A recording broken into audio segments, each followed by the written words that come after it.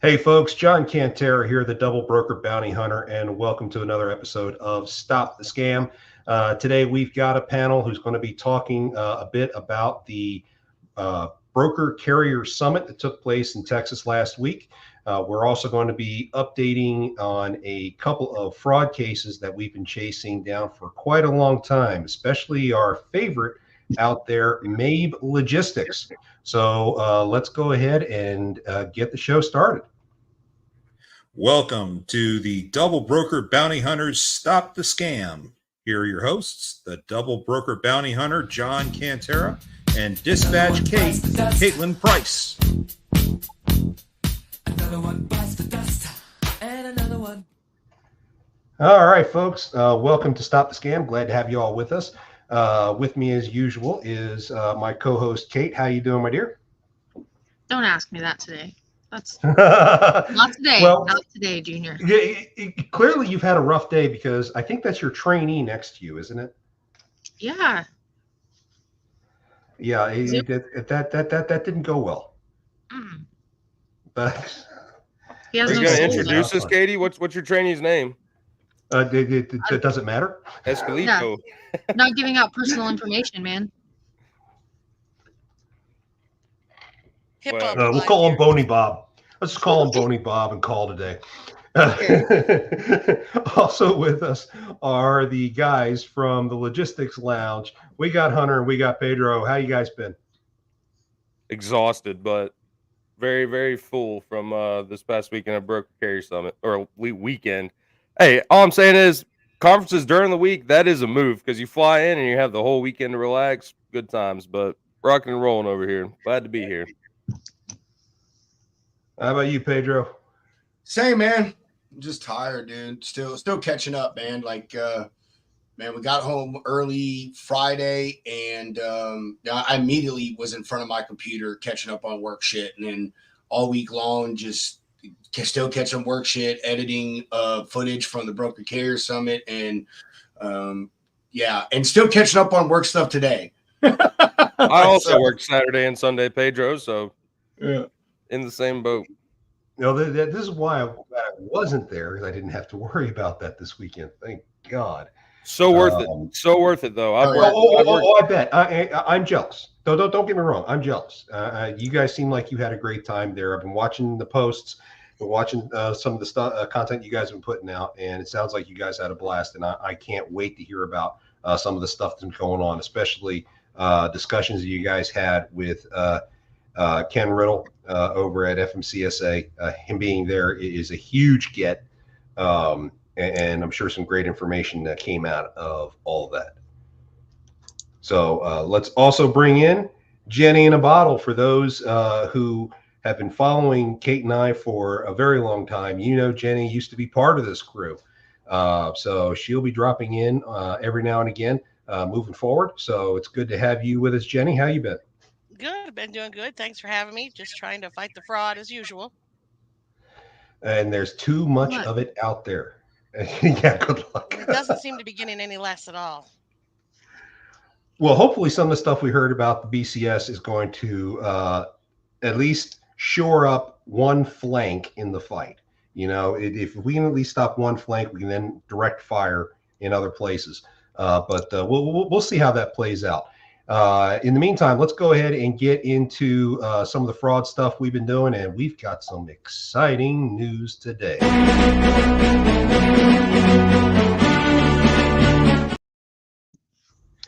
Our favorite domestic scammer, Mabe Logistics, has finally made it into the limelight with FMCSA.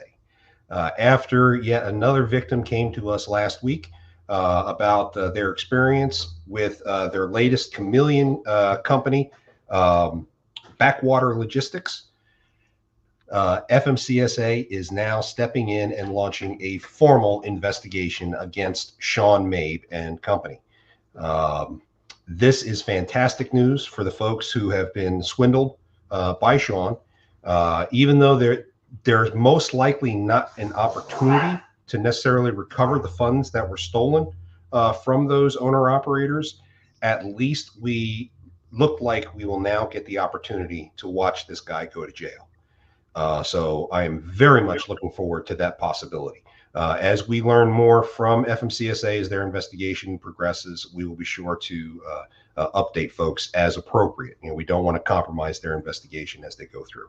But that is one huge thing that we are glad that we've had a big hand in trying to do. And I want to put all the attention on to Kate for that. Kate's the one who assembled the list, who put everyone together who've been victimized by that company, and started submitting that to FMCSA, the FTC, and Department of Justice. So kudos to you, Kate, for getting that off the ground.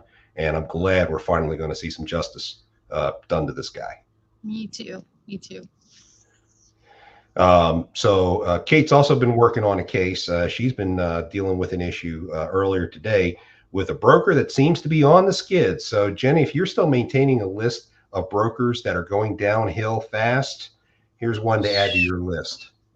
Kate, it's all you. So, Mike, I have a carrier who ran a load it delivered on August 26th. He picked it up on the 23rd, delivered on the 26th. It went from Chicago to Dayton, Ohio. And it was a track load, had to track. It was a COD, or not COD, quick pay, supposed to be quick pay. So he obviously went through and did the load and tracked and everything.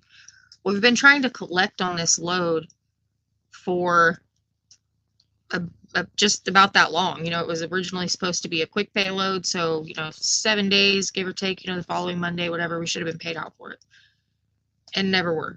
So we kept following up and following up and following up. And half the time we wouldn't get a response. And sometimes we would.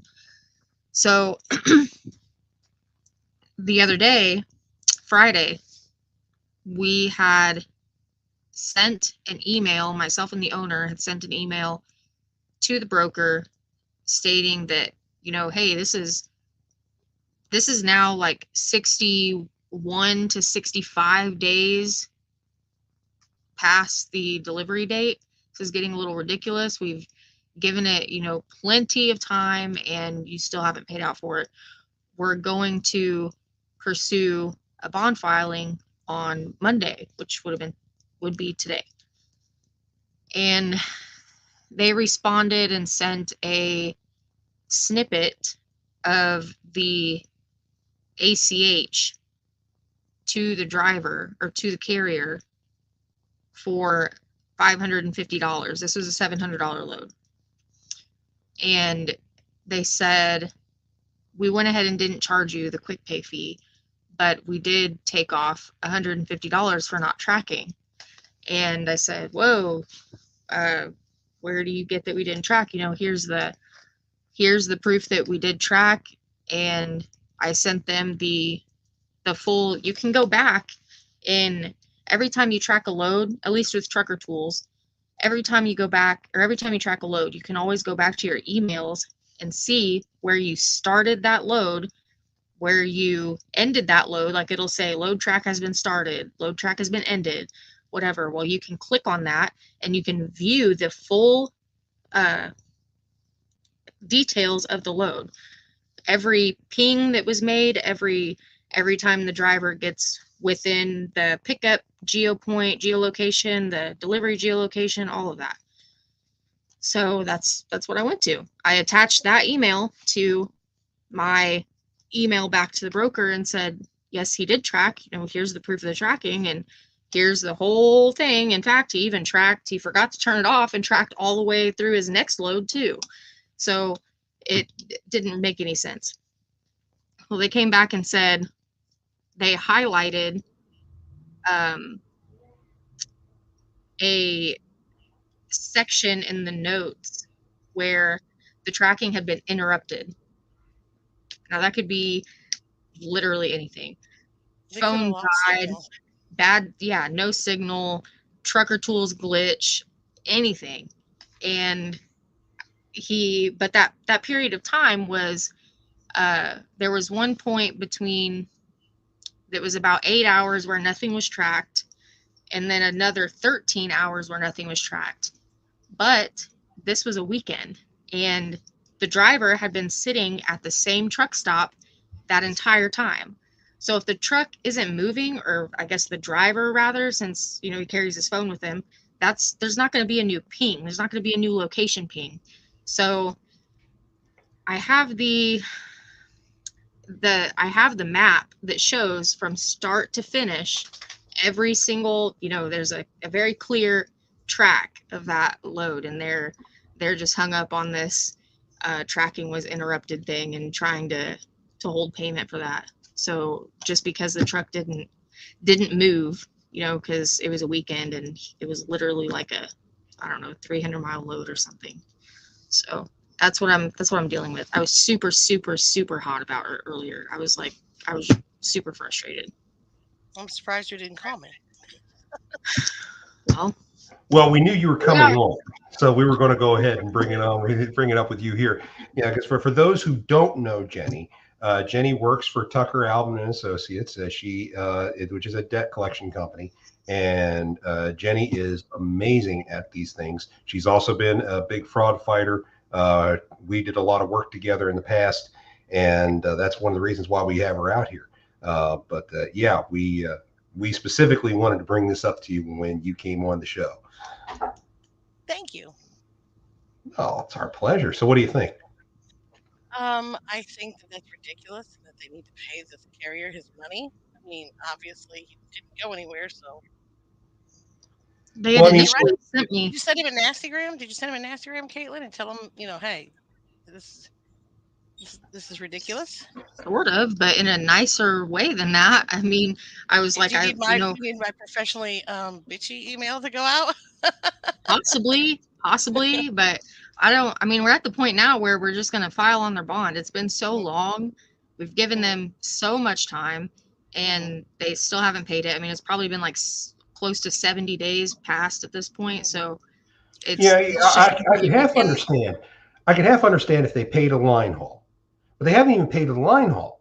They're right now still sitting on the whole 700, the entire amount, regardless of the deduction. You figure they would at least short pay to get out of this, but they haven't. And how much are they short paying? What was the deduction? I'm sorry, I missed the deduction. How much was it? 150. Yeah. I definitely they need to pay the full amount. They just need somebody to go in and explain to them the technology. I'm only concerned, is this like a fairly new broker by chance? I'm just worried that they're going to become, okay. Oh, okay. No, I don't work with new I will work with new brokers if they're American and I can prove them and all kinds of stuff. I was only worried that we'll work with new brokers if they're validated. I only was going to say that I'm worried that they might go out of business or become insolvent and then you won't get paid at all. So I think they're going to go out of business. It doesn't look like, so it's only within the last 6 months that their credit has started to slip. And it sounds like I've never had somebody just so blatantly refuse to pay a carrier over something that trivial. Yes. Obviously not the carrier's fault. So it seems like they're going to go out of business and they're pinching pennies to try and save what they can. I mean, I don't know, because I don't really know what that looks like really, but did you escalate past the accounting department to like the president of that brokerage? No, but I was looking up their information and finding out who the owner was and doing all that stuff. So even on their like corporate contact information, it's just the accounting email. Yeah. So I can get you an email address for whoever their president is or director of their brokerage or whatever. But the thing is then you just start leveraging their customer against them. Say, if you don't pay this, I'm going to have to go straight to your customer. They don't want you to call their customer and tell their customer they didn't pay for it. Yeah. Okay. Yeah, that's where it is definitely an older established broker. So it's not like I went and worked with somebody new. Like, these people are definitely American. They're out of Wichita, Kansas. So we'll touch base after the call and I'll help you put something together. Okay. Oh, you're just going to stop it at that? Only 15 minutes in, you're sitting here. Oh man! I just solved the problem. We leveraged their customer against them. I mean, I can't My, really no, show my. my big thing is that this broker's a problem, and people need to know that if they do business with this broker, they can run into some serious problems operating with Let me tell you a recent one that I them. had. It involved a couple of freight guards, John. You'll love this one. So I had a client. Oh, bring it. They were going to pick up a load. They did not have enough available hours to pick it up and deliver it on Friday, or there weren't enough hours available to do that. So they said, "Well, we'll take the load if you can get it rescheduled for Saturday." The broker got it rescheduled for Saturday. No problem. They went picked up the load. They're hauling the load, and they have a breakdown on Saturday on the way to the delivery. And the mechanic that met them on the side of the road even notated on the paperwork that debris from roadway damaged an airline. Okay, so that's what caused the breakdown. So once they had that happen, they got it fixed, but they missed the delivery on Saturday. It had to be rescheduled for Sunday. Well, they gave them 2 freight guards, one for in transit agreement modification, and one for multiple pickup and delivery failures. I was like, this carrier had one delivery failure due to force majeure. There was something in the roadway they couldn't avoid that damaged their lines. And this is not an in transit agreement modification when you reschedule a delivery. No, none of the terms of the contract changed except for the delivery date. And that's because of the obvious breakdown. So, and I asked them to remove those freight guards due to the fact that it was not the carrier's fault. I said, you could have had any carrier on it and that could have happened. And they said they made them keep it up for 2 weeks while they reviewed it. It ultimately did take them down. But I'm just saying that's an example, of these brokers not really realizing. Now, here's the question I have for you. When did it go down? Was it after October 1st? Before all that. Yeah. Oh, okay. Okay. Yeah. Before all that. Before the new stuff. Thank goodness. Oh, yeah. I don't know how many of y'all saw. I did publish a new article late last week, Friday afternoon, on Carrier 411. We got some responses back on our hotline that we had set up for carriers to give feedback on what Carrier 411 is doing. We did send a bunch of responses back to them. So I'm waiting to hear back from Darren Brewer as to what those critiques mean for him, if anything. I'm not promising anything will change, but if you do have something that you need to push to them, you can always email us at carrier411.feedback@gmail.com. And we'll go ahead and we'll summarize those and push those out. Go ahead, Kate. It would be more so that whole, obviously the whole thing is ridiculous. Keeping them up and not allowing them to be taken down is ridiculous. But I feel like the least they could do is investigate the ones that are being, I guess, like argued or attempted to be removed. The least they could do is have their own internal like investigation and look at the carrier side, look at the broker side, and see if, I mean, something like what Jennifer just described. If something like that happened, clearly that's not the carrier's fault. So why on God's green earth does it make sense to have that up? Yeah, It's kind of interesting. Their client actually put them on a 1-month do not use because they failed to deliver on time. I said, but this isn't because of this one carrier. You didn't get put on a do not use by your customer for one missed delivery, for this one load. That's not his fault. So apparently there's been something else going on, or you would have known that. And I think people fail to remember that people are like, these guys are still human and they're still manually driving equipment down the road. Like a million things could happen. These things are not indestructible. So why is there this weird, like, quasi nothing can ever happen mentality? I don't understand all of that. I mean, don't get me wrong. It's really important for drivers to sit there and do their pre-check and make sure that they properly maintain their equipment. Absolutely. But I don't care how good your maintenance is, you will have a problem. It's going to happen. And I said, if this was a blown tire due to the fact that they didn't maintenance their truck correctly or hadn't bought tires or something like that, I would understand. But this was debris from roadway. I'm assuming, and this is just an assuming because the mechanic was able to note this, that something that got, bulleted into the airbag or something and was sticking out of it, some metal screw or something, which is why he was able to identify that it was debris from the roadway. That's what I'm thinking, that something was in there. I have a driver that goes home every I don't know, like every couple of months, or maybe even like once a month or something. I don't remember, but he goes home and he does a full what's the word I'm looking for? My God, my brain hurts. I don't know. He does like full maintenance on his truck, like once a month or something like that. So he's very, very, very diligent. Yes, yes, yes. He's very diligent about everything that he does, and his equipment is very clean. It's nice. I mean, Diamond C trailer. It's very, very nice equipment, and he definitely keeps up with it. He had something happen. His the AC compressor or something went out. There was a funny noise. It ended up creating some kind of funny noise, and he had to go see a mechanic and tell the broker that, hey, I'm going to be at the pickup late or something like that. Like, even the guy that takes care of his equipment to no end is stuff like that's going to happen. That's unavoidable.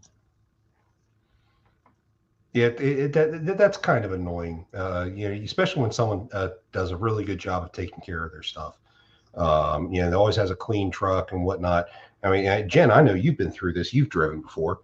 Trying to keep make sure you have a good appearance on everything, because that's how you help keep customers. Be professional.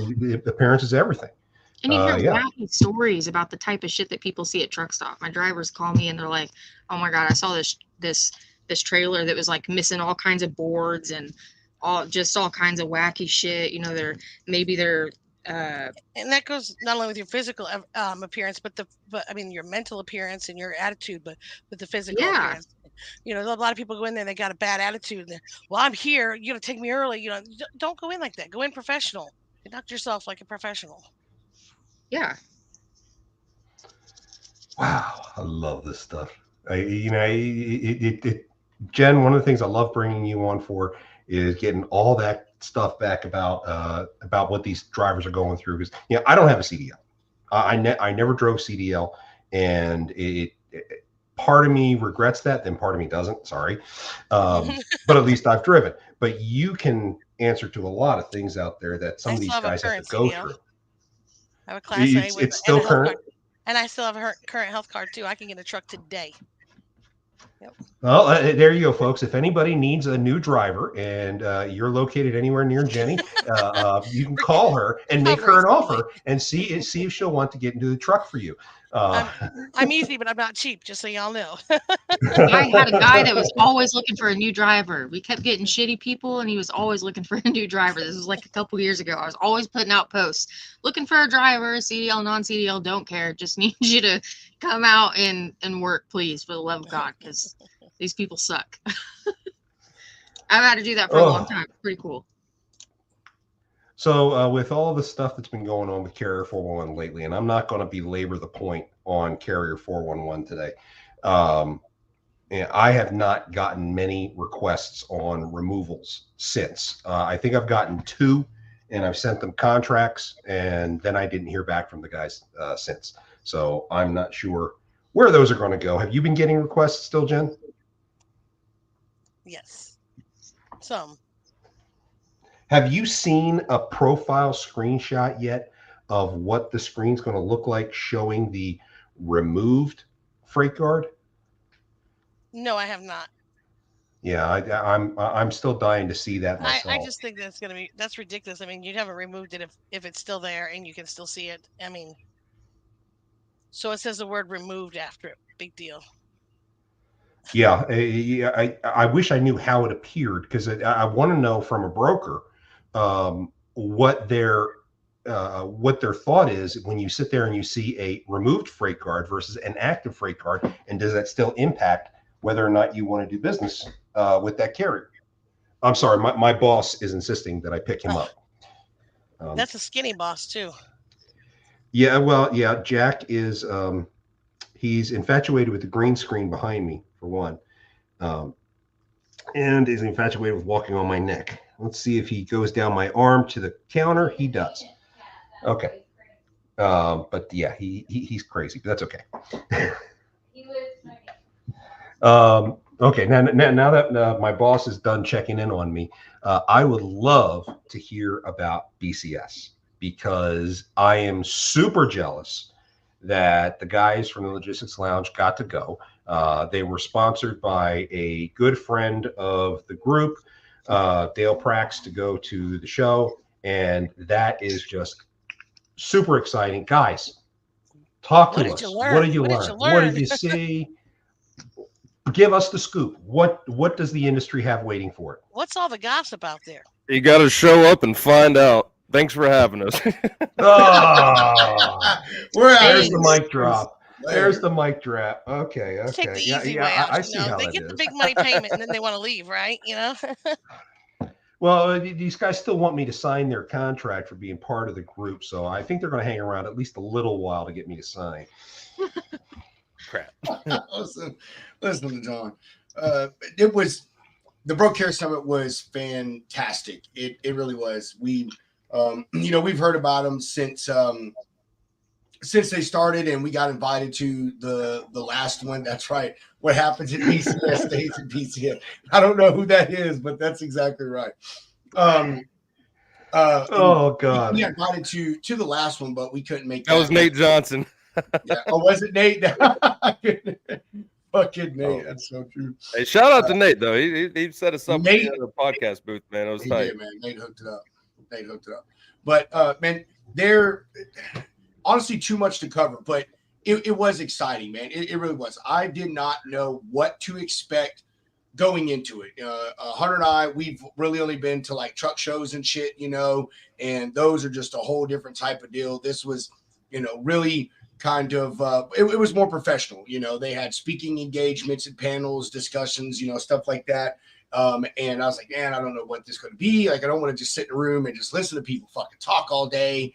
And so it was that, but it was invigorating and exciting. And all the speakers and the topics, they were good, man. They were things that you wanted to hear. Unfortunately, Hunter and I didn't get a chance to listen to everything we wanted because we had to do media while we were there. So, we got to see like 15 or 20 minutes of a lot of things. How about that? Yeah. I mean, it was, like Pedro said, I don't know. That was like our first summit, more professional type. But here's the thing though, Cheers, there John. were no Check booths that later. set up. It was pretty, honestly, it was pretty casual, like the first night we show up at like 6 o'clock, I was calling it speed dating, but it was like a speed networking thing. And there was nothing forced about it. They had like, free drinks for everybody, just going around seeing friends that you meet on LinkedIn, X. So that's cool. Always meet your online homies in real life, to shake a hand, have some drinks, cut up, it's something special. But, the connections that I made personally, like business side, I one night there, like I have, let me grab this stack right here. In about an hour, I got all these business cards, and these weren't just like, oh, hey, nice to meet you. Here's my business card. These came after 30-minute conversations, and yeah, I don't know how else to describe it except for it is the truth. It is a movement, and if you're in the trucking space, I highly recommend going. Drivers, brokers, dispatchers. I don't know if there were any dispatch services there, so John, might be a good time. Well, it's definitely something I would want to get into, and I know it was dispatching was not necessarily talked about, but certainly I know my clients would love to know more if they had the opportunity to go, and I wouldn't mind representing them as well. Yeah, well, I mean, there was owner operators there, just company drivers. But yeah, I think it'd be cool for y'all to represent some of the sides from dispatching, because we talked about that with Ken Riddle, like. What's the FMCSA doing with some of these scumbag dispatchers, and like same with brokers, carriers, all alike. So Hunter, did y'all have an opportunity to see any discussions between the brokers and the carriers and how they interacted? I was told the last broker carrier summit that they had, there's a lot of discussion on the transparency, and that brokers and carriers sat in a room and didn't kill each other while they had that discussion, and were able to interact and give feedback to each other.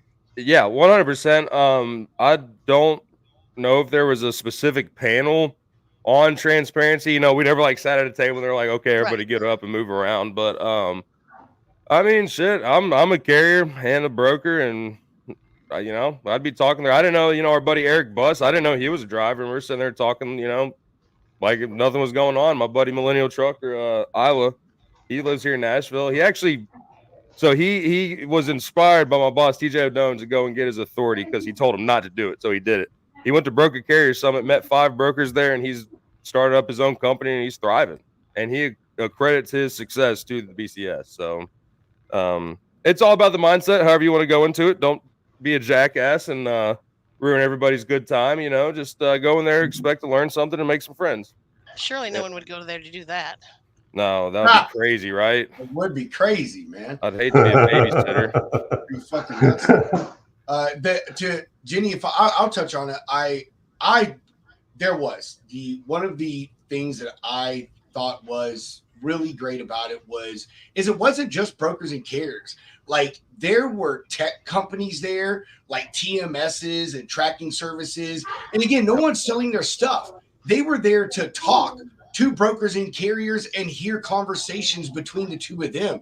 And I mean, and then there were people all the way from, salespeople to CEOs there. And even Wednesday, when we got there Wednesday to the golf scramble that they did, I mean, you literally had CEOs and truck drivers in the same group of people golfing, and having good conversations, everyone eating together and hanging out.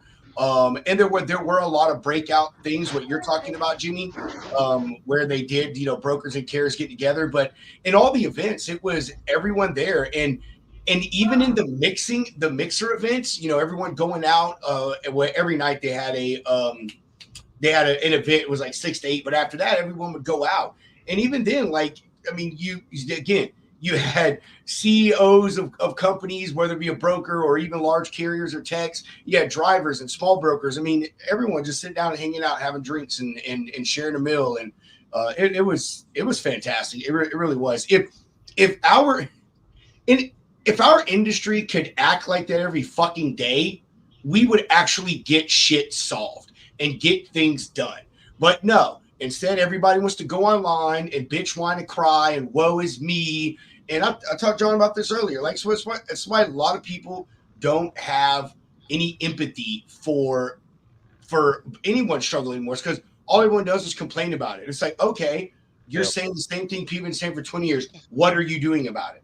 Who are you talking to that has a solution? How are you finding it? And that's a great point, Pedro. Like, because everybody I talk to, it's like, oh, how's the market been treating you? And they didn't even have to. I didn't have to tell them a single thing. It's like probably the same thing you're going through. And that was, like that's the glue. So yeah, like conversations were being had of, it's like I said, it is just a great place for connections. Like shout out Robert Nichols. He runs in the fresh LTL produce, side of life. And, we're talking about doing stuff in the Midwest, drivers out there getting some good connections, because like working direct, man, like people don't, I don't know. And people Freight business, it's not found on DAT. It's not found on DAT. It's found through handshakes and putting your name out there, because it might not be that person you're talking to. Yeah, it might not even be that person you're talking to. It might be, one of their buddies who knows a buddy, and it speaks for itself. And this is just our first round, so.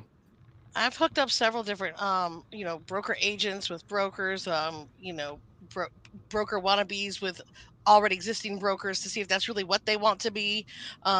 This industry is founded on relationships. It maintains itself on relationships, and the better your relationships are, the stronger they are in the industry, the better and more successful you will be.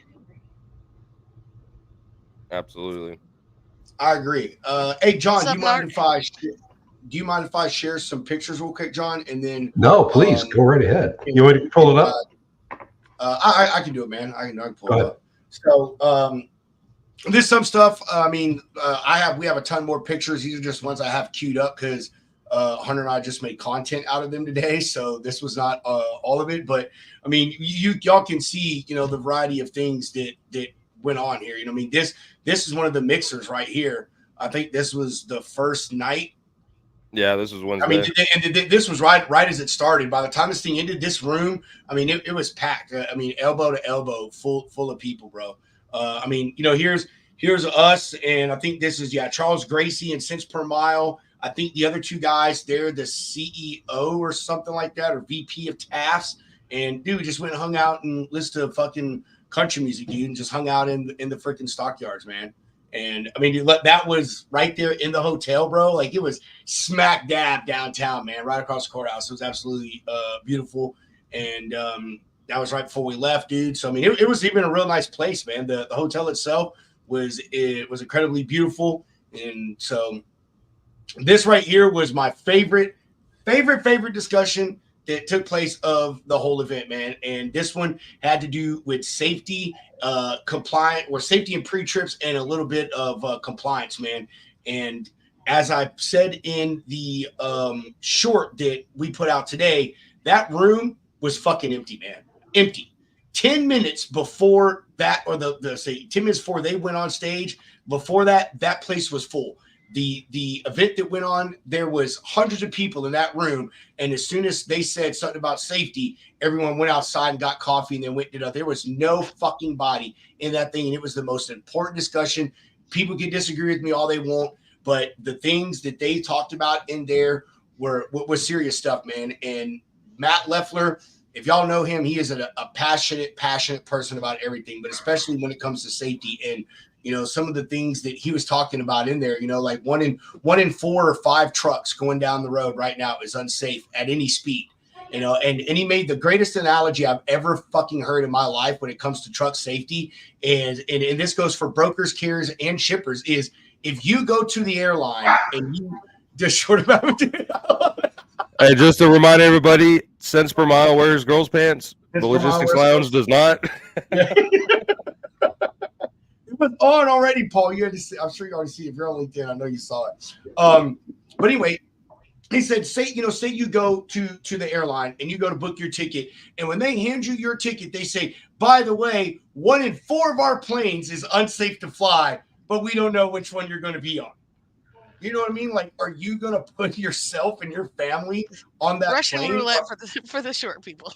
Yes, but it's the same thing with some of these trucks going down the road, man. So a lot of these vehicles are not safe because a lot of carriers, small and big, they put off fucking maintenance. They just push it back.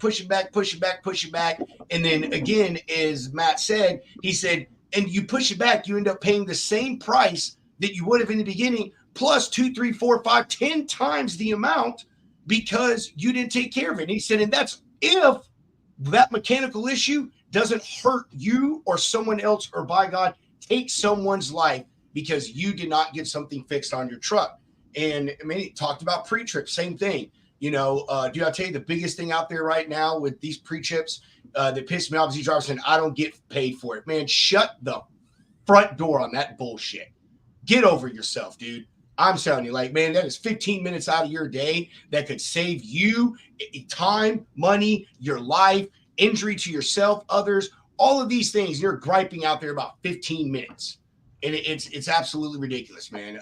And he talked about how important those things are, and even I used to say the same thing back when I was working warehousing, back when I was working the ports, all that stuff.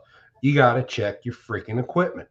Check your freaking equipment every single time. You walk in the door. I check my forklift, make sure my forklift works. Do they pay me for it? No, but I want to make sure the damn thing works so I can do my damn job. Yeah, it's crazy. I mean, and he wasn't just speaking an opinion, man. Like, in the show, the talk will come out tomorrow. Hunter and I are dropping it tomorrow afternoon, so everyone will get to see it pretty much in its entirety. But like, he had facts, man, and stats, data. That's how Matt is. He's an attorney by trade, so he doesn't just walk into something unprepared, And our good friend Steve, he talked about when he worked for a large soda company, how, these men and women, they were on the clock. They got paid by the hour and still would not do the pre-trip. So he had to incentivize them. And it was funny. He made a joke. He's like, you talk to him about doing pre-trips, how it'll save them time being broke down the road or from injury or all these other things. He's like, they don't give a shit. He's like, but if I tell them that if they do a pre-trip, I'll give them a free company branded tumbler. Every one of their mothers out there doing pre-trips, so they get a free glassware. You know what I mean? Do you think it's because of the rates and people aren't able to maintain their equipment because they're so, some of the rates are low and they're taking freight that's too low. It's not allowing them to maintain their equipment. That could be very it. Okay. I'm not saying that they're doing it on purpose. You know what I mean? I'm not saying that. Right. But in that same thing though, Jenny, like between Hunter and I, we know plenty of people out there that are profitable even in this market. plenty of people that are out there making money. And, Just don't and take And- cheap freight. You got to be a You smart have to- businessman in this time. You have to know when, you have to know how to navigate market fluctuations. Stuff like Yes. this is going to happen. It's going to happen every, yeah, and- I don't know, several years. Like it's inevitable, and but it's not something that we just get away from. So Yeah. Hush, Sage. the big coming at us. the big thing is, and Matt touched on this, and I've said this many times before, and this even goes with your car. They call it preventive maintenance because it prevents things. Okay. So stop skipping your oil changes. Stop skipping on rotating your tires and stuff on your drive line on the back. You know what I mean? Stop getting all these things done, greased jobs and all these little things that, yeah, it may be $500 now, but that could be a really serious deal. And also, you know, that's your livelihood. That truck is how you make your money. First and foremost, shouldn't be you having a brand new pair of Jordans. It should be or a brand new pair of shoes on your 2 feet. It should be having brand new shoes on that truck that makes money and puts food and pays your bills. That's, you know, so a lot of these drivers' problem, Jenny, is the rates suck, yeah, but they bought shitty equipment. They have crappy credit, so they got high payments. They have bad driving records, so they have high insurance rates, and they don't know how to work their money out, and they forego things. That's true. That is honestly more the reality than the crappy rates. So I will say that transportation ebbs and flows, and it's very cyclic in its manner. Yeah. And ebbs and flows with the economy. There are highs and lows, and we are an extreme low right now because we just came off of an extreme high post-COVID. It's got to balance itself out, and that's the way it happens. Is it breathes in, it inhales, it exhales, and as it inhales, it takes out the carriers, and as it exhales, it takes out the brokers to resize the industry accordingly. So I understand that. I just wanted to throw that out there because I know that somebody was thinking, well, we can't afford to change our tires or whatever because of the rates or whatever. So I just wanted Thank you for doing that. throw the comment in there. I think for a lot of people, the rates are actually going to balance out here soon. You know, we know that FMCSA has the new has their new registration fraud unit now in place. So one of the things they're going to do is they're going to start looking for the people who are non-compliant as far as their authority is concerned. That includes, I'm sorry, guys, those of you who have PO boxes as your place of business with FMCSA, you run the risk of losing your authority. And that's going to take a chunk of the capacity out of the market once FMCSA pulls the trigger. When FMCSA pulls the trigger on that, then you're going to see a constriction in the market, and that's going to help bring some rates back up. You talk about compliance, man. One of the things that Matt talked about there, or led the conversation into on the compliance thing, which this blew my mind, man. When he put this in perspective, was insurance coverage. And you know how he was talking about that the minimum coverage right now is $750,000.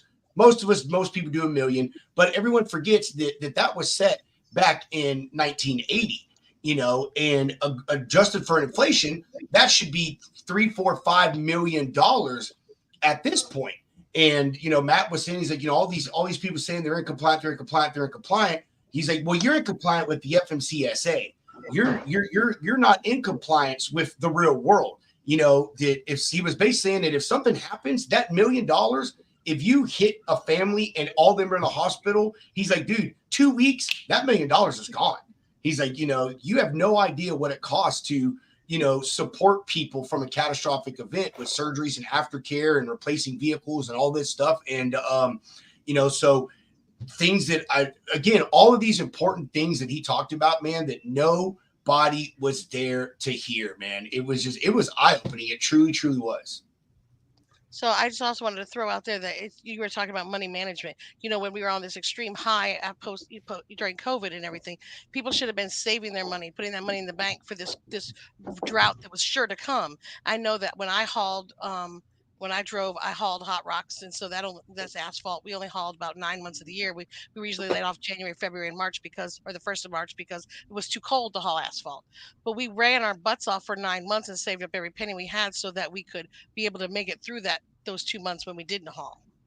Yeah, but Jenny, you know, the problem with it is two things. A majority of the people that were in COVID, that got in during COVID and are hurting now, we're fucking working telemarketing jobs and selling Kirby's door to door before this. Okay. And B, not a single one of them, or not very many of them, have been successful entrepreneurs before, if at all. They just think owning a truck company is a truck payment, insurance, and fuel. No, it's not, dude. It is everything. It is showers. It is scale tickets. It is light bulbs. It's fuses, It's oils, parking. and tires.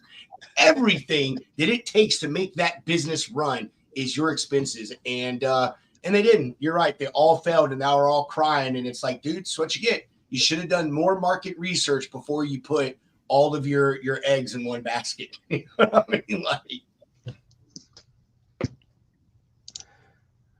I'll tell you though, I'm really interested in seeing what FMCSA does moving forward. I've heard some rumors about some things that are coming down the pike. I believe they are looking at doing a facelift on their Safer platform. You guys heard about that, right?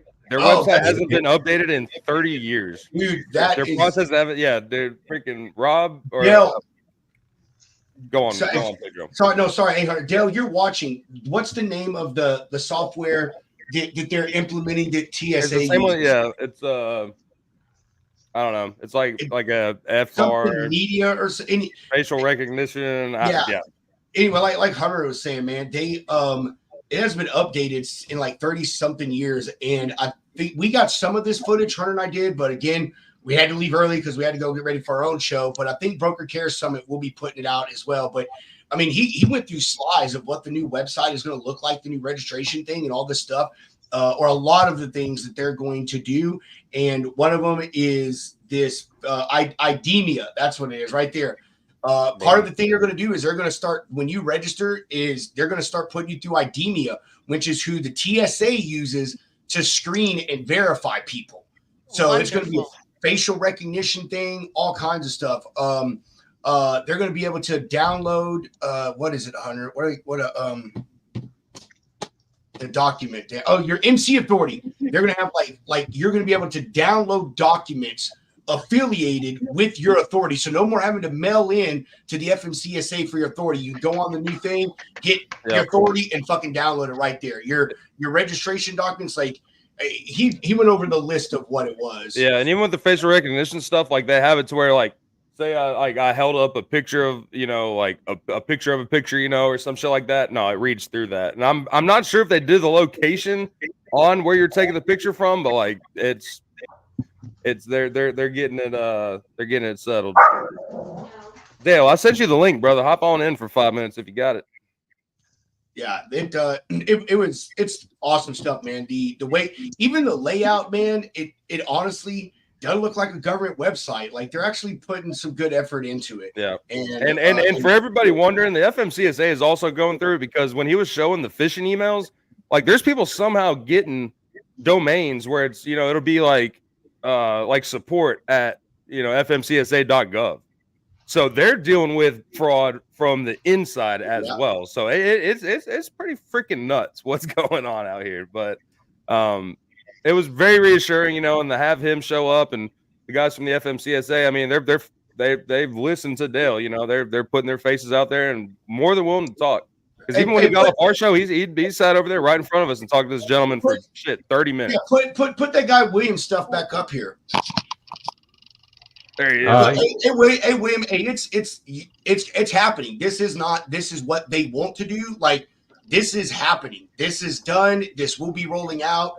He gave a tentative timeline. Like, I mean, you will believe it, man. We were there, heard from the guy. We had him on our show with Dale, who is down here bottom left. Talked to him for an absolute hour, and we all honestly have, everyone watching, you've got to give credit to Dale Prax. I'm telling you, the Hunter just said it. The FMCSA, for some reason, Dale's own wife doesn't listen to him, but the FMCSA does. Well, So when you got Dale, I'm telling you, Dale's numbers at the top of their speed dial list. I've never actually gotten to meet.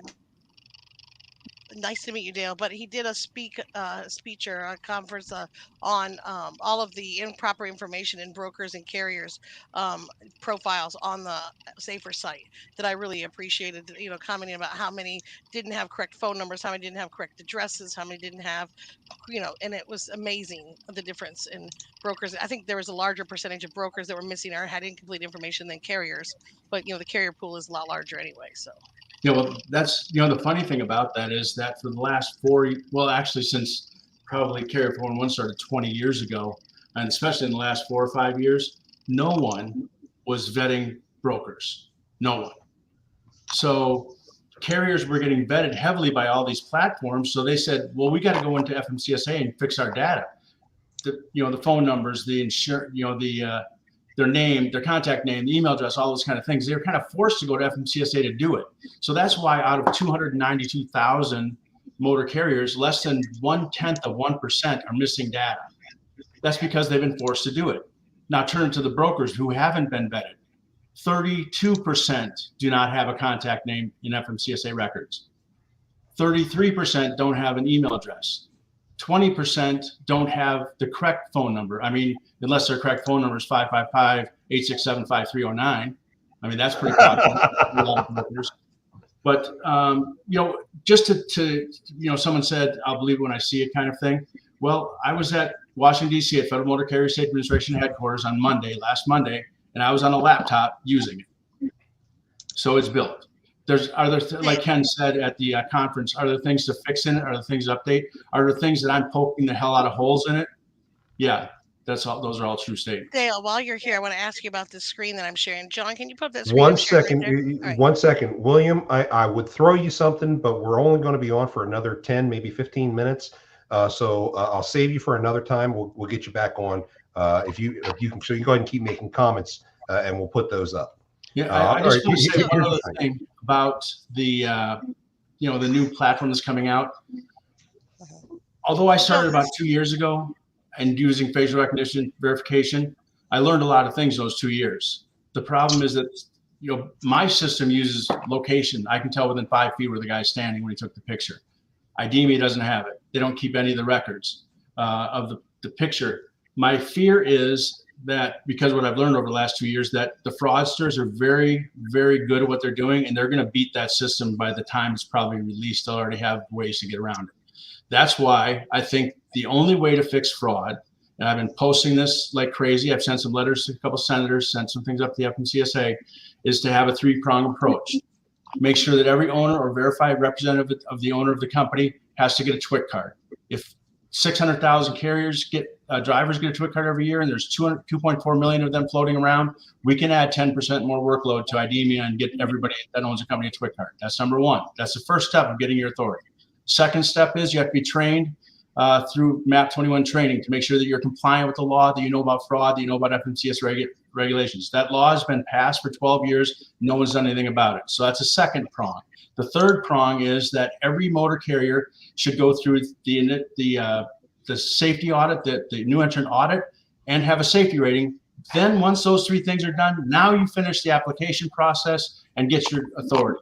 Because we certainly don't let a guy practice law until he's passed the bar. Why are we putting a truck on that weighs 80,000 pounds before the guy's been authorized, found safe and secure and fit and know what he's doing?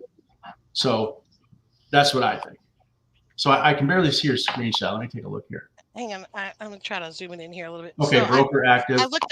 I looked up a broker, and this is what it says on Safer. Have you seen this on there? There's about 4 of them that say this, and I Yes. love it. I love it, except that I'd love to see the physical address still be there, because then we can confirm that it's the same broker or whoever that they're. I want their information to still be there. I just want to say fraudulent in front of it, and I don't know if you have any pull with Riddle or mine. They don't want to do that for security reasons. There's a reason behind it, because they don't want to make sure there's any information about that guy. They had some reason. I don't know exactly what they are, but there was good reason behind it. That data is in there if you want to, go to FOIA and get it, but they don't want to make it readily available to the public.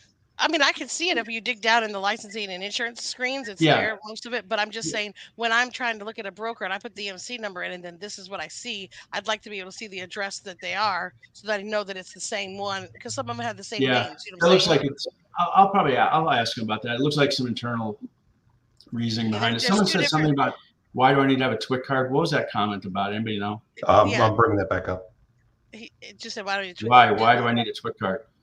People probably don't even know what a TWIC card is. Some people. Transportation Workers Information Card. Is that right? Or identity card? Transportation Workers Identification Credential. Yeah. It's right now. It's meant to get into an airport, a port, anywhere there's going to be those extra security. So that's. I mean, I'm just saying that if a driver has to have it to take pallet of baby bottles to the United Airlines airport, then the owner of the company that sent his truck there should have to have it. Mhm. And the enforcement piece too, there's a law that's going through right now, sitting on the floor of the House of Representatives. I think there are 12 now co-sponsors of this bill on both sides of the aisle. It was introduced by Eleanor Norton, out of Washington, D.C., that's going to try and give back to the FMCSA what they had before, but they think they don't, is the ability to impose civil penalties on people that are in violation of the laws. So, yeah, I think the state said something about facial recognition verification. That's where it's going right now. My argument is that it should be in-person facial recognition verification, background check, everything that drivers got to go through, the owner of the company, designated owner of the company should have to go through, so that we don't have people that are, say they're somebody else.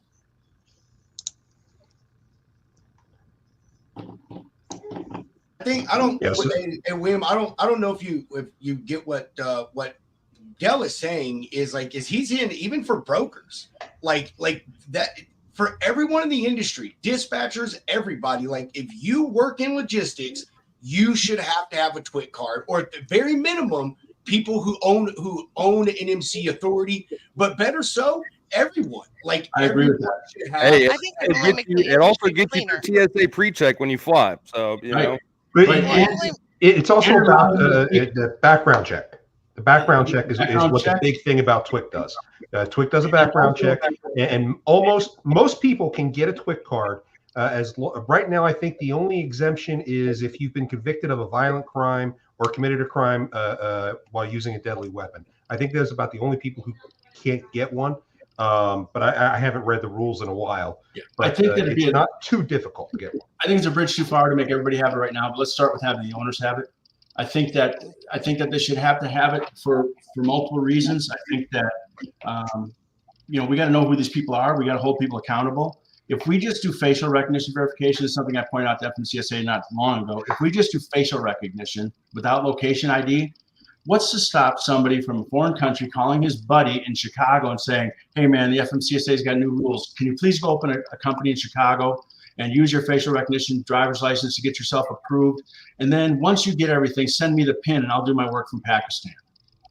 What's to stop that from happening? Now, on the other side, if you do that same scenario and the guy's got to do a TWIC card, that guy in Chicago is going to be a lot less apprehensive to do his friend a favor by saying, "Yeah, I'll go do it. Wait, I have to go through a background check and they're going to have everything on me."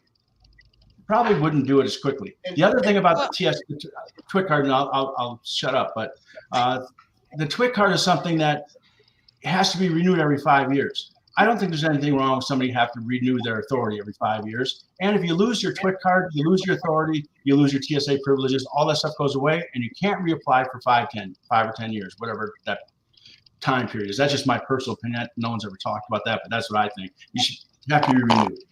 The only thing about that is if somebody steals your wallet or your purse, or something, then you're kind of messed up. You can't never get your TWIC card for another 5 years or something.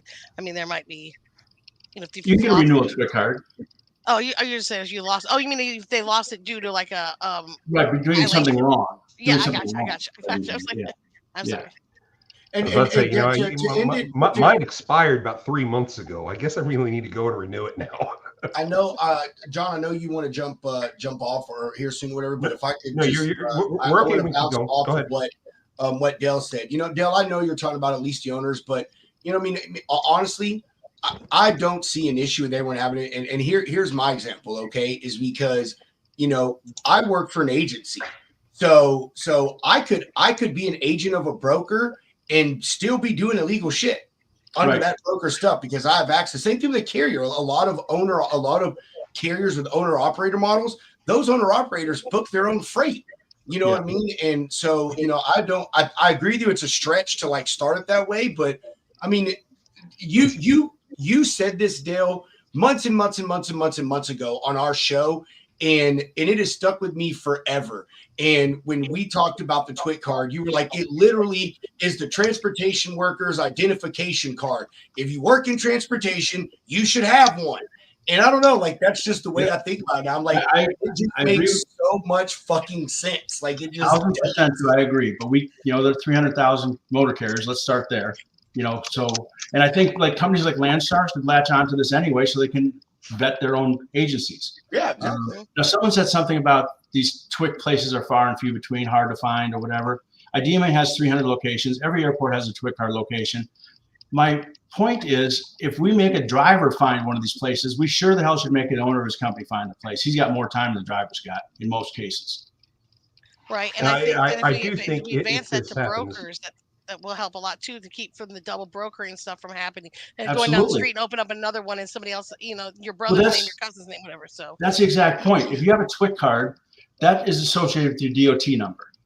If you apply for another one, hey sir, you already have one based on your TWIC card. What's the reason? Now, are there some companies that can do that? Sure. Landstar has Landstar License, Landstar Inway, Landstar this.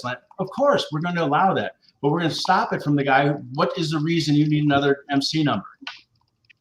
Now, hopefully, if this does move forward, well, not if, but when this moves forward, I would imagine DOT is going to expand the number of service centers that are available for TWIC cards, because you're talking about a massive population.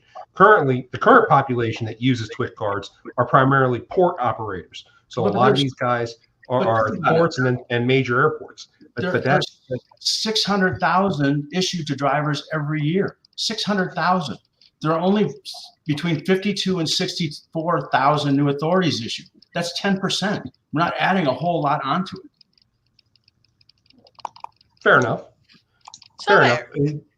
But I mean, it's still accessibility. I'm assuming that might be what William's trying to get at. Is something that at least needs to be discussed. And again, we haven't got far with them on the TWIC card process, but why not have a station set up at Broker Carrier Summit, at MATS? Come in here. We're going to be here anyway. We'll have the agents here. We'll go through the process right here.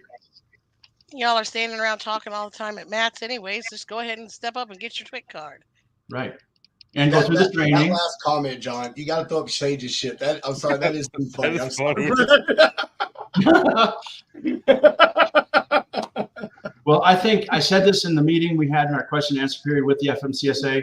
I mean, I think I made it kind of clear that I'm probably the biggest critic, but also the biggest supporter for doing things right. I honestly think that since safety is their middle name, that they should have safety belong to the FMCSA. And since security is TSA's middle name, all supply chain security vetting should go through the Transportation Security Administration. That makes sense to me.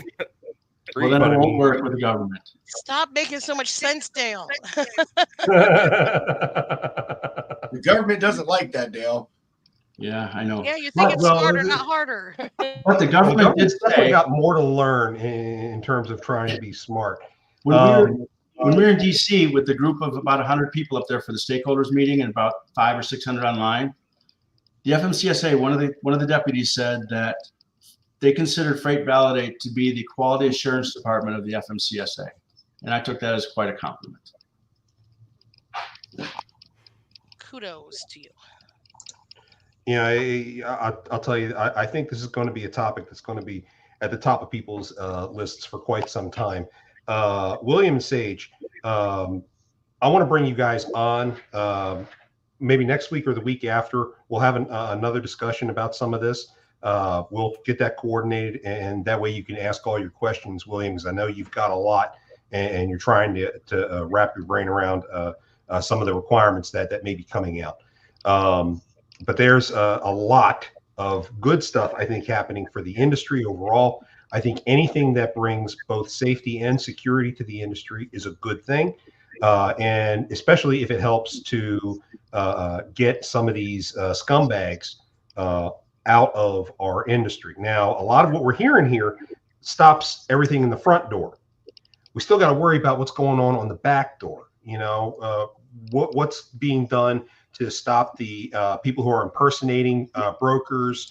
What's to be done about people trying to impersonate carriers.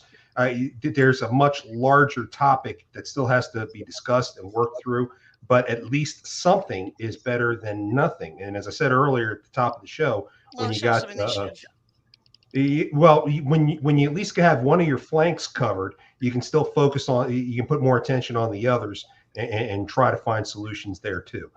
So having something on the front side is definitely a win all the way around for the industry. And Dale, good on you for spearheading that charge.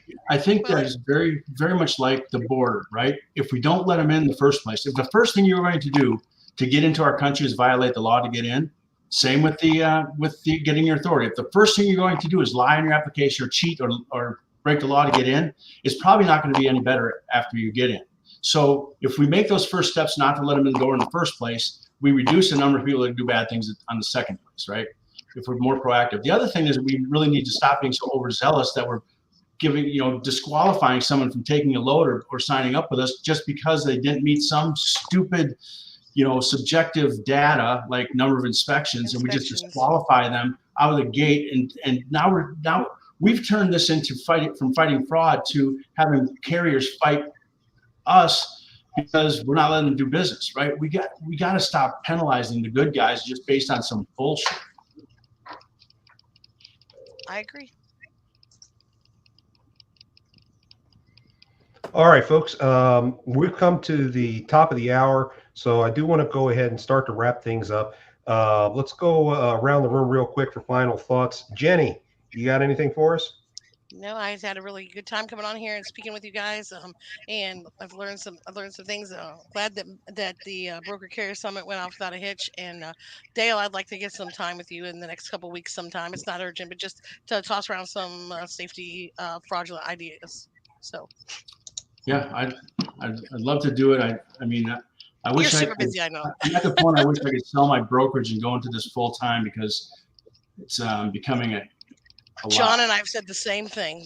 I met John as a double broker bounty hunter, and then I brought him into NOAA, and then he went out, and then I went out, and then, and then here we are. We're still just fighting the battle on the front lines the best we can. So. Yeah. I tell you, if I could stay engaged in this battle full time, I would give up dispatching and do this full time. I don't know if I give up collections though. I like getting people paid. So I honestly wish that I could. I wish I was appointed a position at the FMCSA to really make some differences up there. But I do have to say, and I think I've told Hunter and Pedro about this, that just for fun, I applied for jobs as a deputy registration about 5 months ago. And I got back a letter that says I didn't have enough experience. Oh, shit. Well, when I become Secretary of Transportation, I'll make sure I get you a job there. Okay. All right. Sounds good. Hey, don't forget about me. All right. All right, Dale, you got any final things? Any plugs? No, I've talked enough. Okay. But just keep getting the word out there, you guys. I mean, we're not going to make a difference unless we get the word out there. What you guys are doing is great. I'm so glad that we had, Hunter and Pedro at the summit because they were meeting people and people are talking to them. We're getting this word out there, and all that's so important. And I think I'm going to follow your lead on doing this petition thing. Let's get the word out there. People say, what do you think about rather than just facial recognition? Let's do the twit card. Let's get our, as soon as this election is over, they're going to have new things to worry about in the next election. Maybe at the midterms, let's get this thing out there. No time like the present. Hunter, Pedro, what you guys got? Go to the Broker Carrier Summit in Indianapolis next spring. It's going to be a freaking time. Ooh, my home state. Yeah, I'm going. No reason not to show up, right? Yeah. Good time, but yeah, shout out to you, Dale. Thank you so much for hooking us up at FMCS or at Broker Carrier Summit. That was an awesome time. Super cool to see the FMCSA there, and everybody's sitting there mingling, and it's a great event. And for everybody in the comments, if you don't believe it, I mean, just show up. That's the least you can do. Show up. If I had the money to pay for you to go, I would, because I believe in it that much. But yeah, hey, I'm gonna tell you guys. I'm gonna hold you to that. I'll tell you guys this first. The first 100, I'm gonna let Dan know. The first 100 people that sign up for Broker Carrier Summit for April, I'm gonna give them 25% off of their subscription for Freight Validate for a year. Boom. Okay, you heard that here, folks. We're gonna start advertising that, Dale. Kate. Oh, sorry. Go ahead. I'm saying. Sorry. No, go ahead, Pedro. All I want to say, John, thank you for having us on your show again. You're so awesome. And tomorrow, everyone be on the lookout. We at 4 p.m. Central on the Logistics Lounge platforms, we are dropping the discussion panel that Mr. Dale Prax here, Steve Talamo, Matt Leffler, Danielle Spinelli, and Jeff Dickinson were on talking about the safety and compliance. We spoke about some of that earlier. Really, really amazing discussion that they had. Also, go back to last Thursday on our YouTube channel and look at our interview with Ken Riddle from the FMCSA. Also with Dale Prax, he was on there. We did that live from the Broker Care Summit. Wednesday, sorry, I got a lot, John. I got two more. That's it. Go ahead. Wednesday, the Halloween show, the second annual Halloween show in the Logistics Lounge. If you want to come hang out with us, you got to dress up in some sort of costume. We'll bring you on. We're just going to chop it up. We're also going to have Nick Klingensmith on, and he's going to tell us about how his month went with the Men Wear Pink campaign supporting cancer awareness. And, Friday, dude, John, are you going to be on the show this Friday? Did I send you an invite? I don't know. Did I? I'm going to send you an invite. This was going to be good, man. We've got 2 college students that are in supply chain. Actually, one of them just graduated with his master's. The other one is in college at my old alma mater. And we're going to bring them on the show, and we're going to let them talk to some veterans in the industry. We got Jeff Dickinson, Bill Robinson, John Brewer, I don't know, a couple people coming on. And that'd be a good one. If y'all out there want to touch and give some advice to some young people coming into our industry, or maybe listen to some of the things that they're being taught, so y'all are up on some of the new things. Friday's going to be a really good show. Sorry, John. Thank you, John. Love you, John. Oh, no. Love you too, Pedro. Kate, the you got any bromance closing goes thoughts? on. Oh yeah. Kate, you got anything? Not particularly. Just glad I got my complaining out at the beginning of this whole thing. How about Well, Bobby about to say, how many more Boney Bobs are we going to expect here in the next few weeks, making an appearance on the show? He was supposed to go on the front of my car, or no, the back of my car, but I need to get a hitch that will kind of prop him up. So how long has that driver been waiting on his revised rate con for his detention? Well, the problem is he got held up at the shipper so long that he got to that stage. Oh, that's hilarious. How about you, John? You got any last words for us? Oh, well, geez, thanks for saying, Jenny. Okay, folks, to wrap it up, remember, Stop the Scam is always here live Mondays, 5 p.m. Central on all the Lounge Media Group social media outlets. Be sure to check us out, like and subscribe wherever you can so that you can get the latest news and updates. And there is some real news coming out this week. We are expecting a ruling from the FMCSA on the broker transparency regulation. So more to come about that. If you have any issues you are dealing with and you think that you are under a scam load, you can always reach out to me, the Double Broker Bounty Hunter, at jcantera@vigilanttransport.com, or get a hold of Kate at kprice@rockdovefs.com. Folks, please stay safe out there. And whatever you do, don't let scammers take you for a ride. We'll see you next week.